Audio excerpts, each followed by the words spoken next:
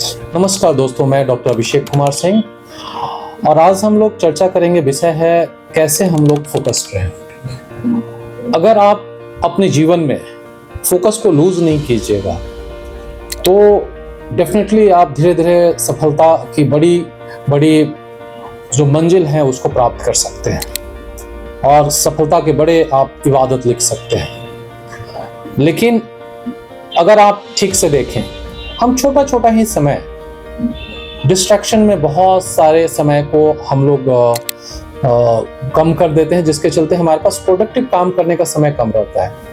ये माइंडफुलनेस कि जब भी आप अगर मोबाइल देख रहे हैं, वैसे कंटेंट देख रहे हैं जो आपके जीवन और आपके भविष्य या किसी के फायदे से नहीं जुड़ा हुआ, जस्ट आप अपने माइंड को एंटरटेन करने के लिए आप उसको यूज कर रहे हैं। दो चीज होगी। पहला तो आपको एक्चुअली धीरे धीरे एंटरटेनमेंट की आदत लग जाएगी, माइंड का उस तरह का संस्कार हो जाएगा कि वो एंटरटेनमेंट ढूंढेगा। और दूसरा, उतना समय आपने वेस्ट किया, उसमें प्रोडक्टिविटी कुछ नहीं हुई, कहीं ना कहीं आपका माइंडसेट भले कमजोर हो गया। दूसरा चीज है, ये हुआ आप देख रहे हैं, कुछ भी ऐसा आपको नहीं देखना चाहिए जिससे कुछ प्रोडक्टिव आउटकम नहीं निकल रहा है। यानी ये माइंडफुलनेस होना बहुत जरूरी है फोकस रहने के लिए।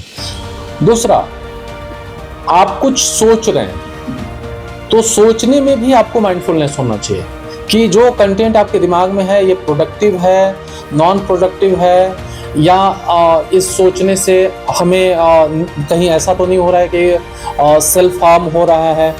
तो ये सोचने में भी माइंडफुलनेस बहुत ज़रूरी है, क्योंकि वो आपके डिस्ट्रैक्शन की तरफ जाएगा। अगर मान लीजिए कुछ सोच रहे हैं तो that should be very positive, या आपके काम का होना चाहिए, या अपने मन और ईगो को बहलाने के लिए दूसरे की बुराई आप करेंगे, उस तरह के विचार आप ला रहे हैं, तो उसमें भी आपका टाइम खराब होता है, फोकस आपका लूज होता है।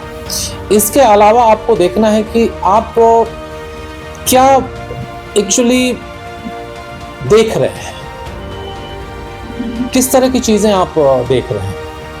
अगर उसमें भी ऐसा कुछ रहे कि जो देख के आपको आपके जीवन में फायदा नहीं हो रहा है, तो वैसे चीजों को आपको देखना नहीं चाहिए। तो यानी देखने में, सुनने में और सोचने में, तीनों में अगर माइंडफुलनेस आपकी हो और अगर आपको लगे कि नहीं यार ये तो मेरे काम का नहीं है, इससे मुझे कोई फायदा नहीं होने वाला है, मेरा टाइम खराब कर रहा है, तो तुरंत उससे आप बाहर निकल जाए।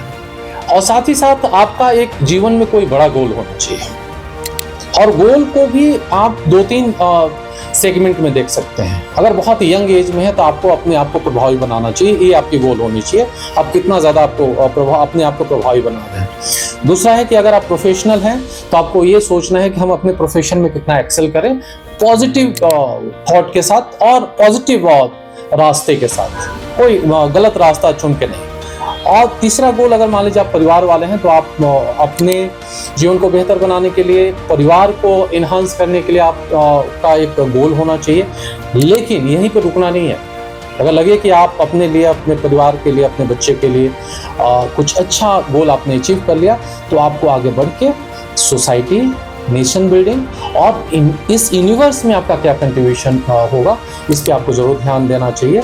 तो आप ऐसे ही मजबूत बने और संसार को मजबूती प्रदान करें, यही मेरा उद्देश्य है। बहुत बहुत धन्यवाद।